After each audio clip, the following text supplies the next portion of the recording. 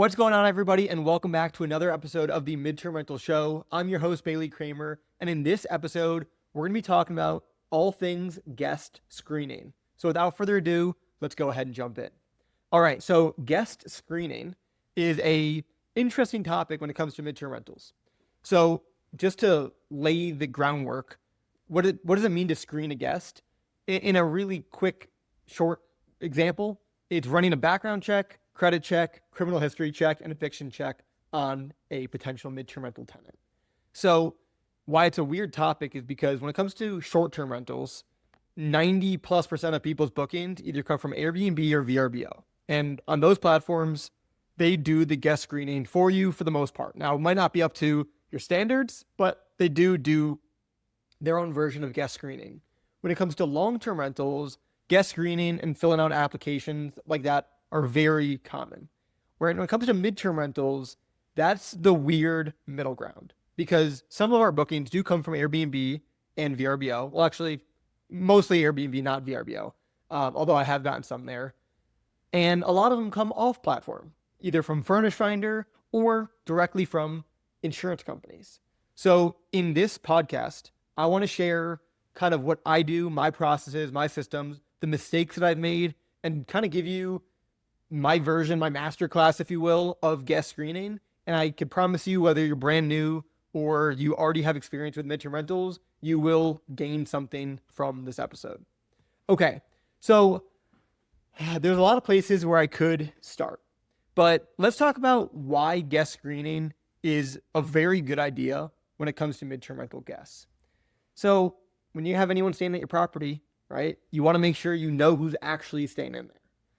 And you want to make sure you know that they're going to be able to pay their rent on time. And they're not going to, if they have a bad criminal history or whatever, you want to be careful of that. So that makes sense. Now, for me personally, the platforms that I use for guest screening, I'll start there. There's really three main softwares that I recommend you guys use for guest screening. The first one is called KeyCheck. That's the one I am most familiar with. It's the one that I've used the most amount of times. So because of that, I like it the best. It is a sister company of Furnish Finder, or they're connected in some way, shape, or form. I honestly couldn't tell you exactly how, but they're connected, and it's very easy, very simple. The reports are also very easy to read, and that's cool. If, for whatever reason, you don't use KeyCheck, the second option that I recommend using is TurboTenant. So if you're already using them for your leases, it's really easy to integrate the background checks through TurboTenant. So that's another option. The third option is Baselane. So I talk about Baselane a lot. I use them for my banking. They also have a background check and credit check and all that stuff integrated into their platform. Now, I've just been using KeyCheck the longest, which is why I use them. But not to say that in the future I won't switch to TurboTenant or to Baselane for my guest screening.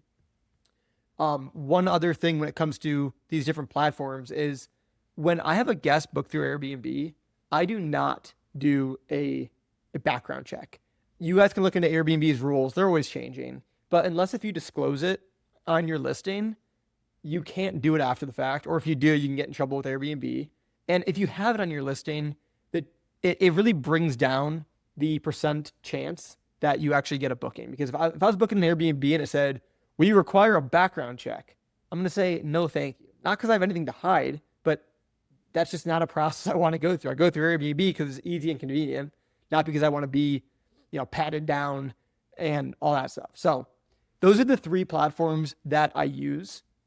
Now, I want to be transparent here and say I think in 2025, I did not screen a single one of my tenants. And that might be a big shock, and I'm just going to be transparent with you guys. In 2025, I'm looking back at my KeyCheck history, and I have not, it's facts. I have not screened a tenant since 2025. Since 2024, I haven't done it through all of 2025. Now, let's talk about why I've done that, because I might seem kind of crazy to you guys. So, number one, if I have a booking through Airbnb, I already mentioned I don't screen them. So that's about, 30 to 40% roughly of my bookings. Another 30 to 40% of my bookings is directly with insurance companies, relocation companies like ALE Solutions, stuff like that. So that's about what, 70-80% of my bookings. And then the remaining 20% is traveling nurses. So if I'm going to screen anybody, traveling nurses are going to be the main group that I actually screen because, again, Airbnb is Airbnb. If I have a direct contract with an insurance company, I don't want to jump through more hoops of screening the guest when the rent is guaranteed from the insurance company. Now, if something seems off, or if I do some research on the tenant and something seems off, then maybe I'll do that, but I haven't done it in 2025. And then traveling nurses, I would be like the main people that I screen because they're coming to me directly through Furnish Finder. You know, they could be anybody, all that good stuff. But the reason why I haven't screened them this year is because, number one, if they're traveling professionals, I can typically look them up and find information about them. Now, could they be really good scammers and have fake profiles and all that stuff? Yes. But one thing I do to protect myself in that realm is I do require their payment to be made at the time of booking. So it's not like they're going to move in and then just never pay. I have their money up front, which makes me feel a little bit better. But number two, again, like I 99.9% of the time I find them online and I do my own research and I kind of feel better. The other thing with traveling nurses is I usually talk to them over the phone. I would say almost always talk to them over the phone. So I heavily feel them out. I made a podcast a couple episodes ago where I talked to a potential renter for 30 minutes. I feel like my conversation with her gave me enough clarity that I was more than comfortable to rent to her. So that is kind of my secret weapon of how we get around screening. Now, I will tell you that I've had one really not so great experience not screening tenants, and it was a travel nurse. So let me tell you what happened. I was reached out to by somebody on Furnish Finder, and it was a traveling nurse. I talked to her over the phone. She's told me she's done a ton of traveling nurse jobs, stuff like that. She's from Texas. She told me the whole story and sounded really great. She was in her like 50s or 60s. I don't remember her exact age, but she was older. Anyways, or not older. Sorry if you're that age. My parents are around that age. So you're not old. I'm just saying she's not like a 20-year-old right out of college or something. Whatever. Anyways, I really felt comfortable with her and everything was good. So she paid me up front and she signed a 3-month lease. So super standard, great, typical. Her communication was great, the whole thing. Well, about a month into her stay, or maybe this was like 2 years ago, so I'm going to just, again, don't quote me on this story, but roughly like a month into her stay, she texts me and she says, "Hey, Bailey, I am leaving your property tomorrow. I'll be checking out at this time. I will not be paying any more rent. I am filing for bankruptcy. I'm sorry for the inconvenience. See you later." And I was shocked. This has never happened to me. This was a real traveling professional, worked at the hospital. Again, she was in her 50s or 60s. Like, she had all these in my head, and after talking to her, really good signs about her, but I did not do a tenant screening on her. And I didn't know anything about her financial history, which, that is what these background checks are for, and these guest screening checks are for. If I had done a credit check on her, I would have probably easily seen that she had really bad credit. And if she had really bad, and we'll talk about criteria here in a second, if she had really bad credit, I wouldn't have rented to her. So that was a big lesson learned. That was the only time, knock on wood, that's happened to me so far. And I was able to get the property re-rented in like 5 days. So I technically lost a couple $100 worth of income. She actually gave me the contact of her bankruptcy lawyer, which I did communicate with. And then I was like, yeah, this might not be worth me pursuing because I lost about 5 days of income, which was like not much for this unit. And this lady's going through bankruptcy. Like, I don't need to fight her for a few $100, whatever. So yeah, that was a big lesson learned. And then once I did some more research on her, I found her house, and then I found that her house was listed for pre-foreclosure and all these things. So I am telling you, do as I say and not as I do. You should do guest screening, for sure. And it is something that I would likely start to re-implement as we get in 2026. Now let's go through, and let's first go through some of the correct, some things to look at when you're actually looking at these, the guest screening background checks and stuff, because sometimes you get hit with a bunch of information about the person, and then you're like, what do I do with it? So one of the things that you'll get when you use a KeyCheck, TurboTenant, or Baselane is you'll get their credit score. Now you can set whatever rules you want to set as long as it's within the law.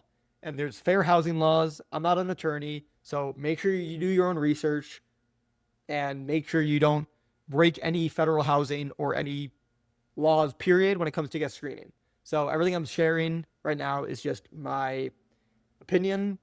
Follow the law. When it comes to credit, you can choose what minimum credit score you want to require. And is there a right or wrong? No, not necessarily. I personally want to see better than a 650, but once you do a bunch of these screenings, you're going to see that not everybody has great credit and not everybody has tons of money in the bank and all this stuff. They're staying at these houses for a reason. Some traveling nurses do travel, do the travel gig because they make more money and they need more money. Some are just well off and they whatever, but some of them are really tight on money, and that is okay as long as they pay you. So credit score is one thing you want to look at. Evictions is one thing that if someone was evicted in the past few years, I wouldn't personally host them. Now, again, circumstances can change, but I don't think I'd deal with an eviction personally. Criminal history, that's another hot topic that you will see on a background check. You'll be able to see if it was a violent crime, a non-violent crime, what the crime was. You'll be able to then research the person and figure out more.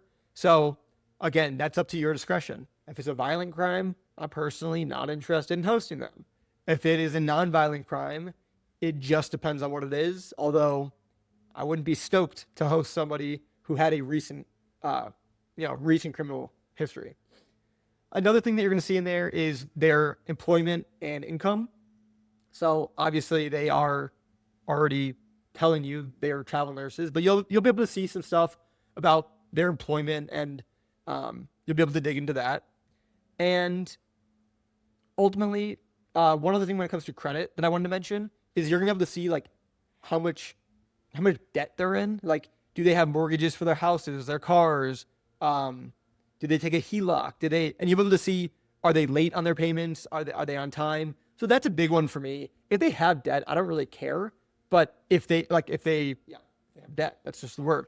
And as long as they're paying it, then I don't really care too much. If I can see they owe like 20 grand a month on debt and they're only making 5 grand a month, okay, that's a problem. But that's just some of the things that the credit check will show you. And it's pretty neat. I might have a video. If I do, I'll link it down below, where I go through a credit background check. I can't remember if I actually posted it or not because I had to block out so much information because this is like highly sensitive stuff when you're talking about people's backgrounds. So I don't know if I end up posting that, but anyways, I want to talk about a couple common questions I get when it comes to these screenings. Number one is, who should pay for the screening? Hot topic again, because people have differing opinions on this. And it is, I would say, very customary, very standard for a guest to be the one to pay for it. Now, these background checks usually run roughly around $40. And I think that's pretty reasonable. And I'd say all the platforms I mentioned charge roughly the same. So here's a couple things when it comes to who should pay for it. Number one, very standard that the tenant pays for it. That's number one. Number two, you can say, hey, you pay for it to make sure that they're serious. But once you pay for it, if you're approved, we will take that off your first month's rent. And that's kind of more of a fair thing, in my opinion. Although you don't have to do that. That's just an option. I will tell you, though, a lot of tenants have really, from that I've talked to at least, have bad histories with these background checks. Now, reason being is because there'll be a landlord, and this is really bad for the industry. There'll be a landlord who has a property available for rent.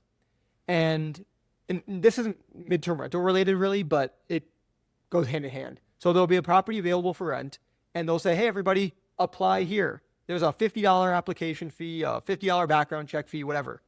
And then 10 people will apply. So the landlord is making money. They figure out a way to make money on the application fee, but only accept one tenant.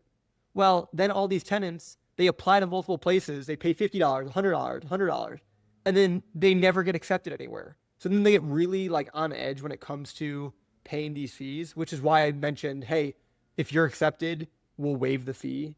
That's just, again, an option. But I will tell you, a lot of tenants that I've talked to have had bad experiences, and they are a little bit more hesitant to doing so. So that's just a disclaimer there. It doesn't mean you shouldn't do them, just saying to be aware of that. Okay, cool. So that is the main gist of tenant screening, and the biggest lessons and takeaways from how I've used them in the past. I would say, again, going into 2026, I am going to do a better job using these tenant screening platforms. And if I have a favorite, like right now, again, KeyCheck is my favorite. If that changes, I will share that here on the podcast, on my Instagram, everywhere that I post things, YouTube. But it is something that I do think is important. And sure, do I get lazy sometimes? And did I get lazy in 2025 and not use them? Yes.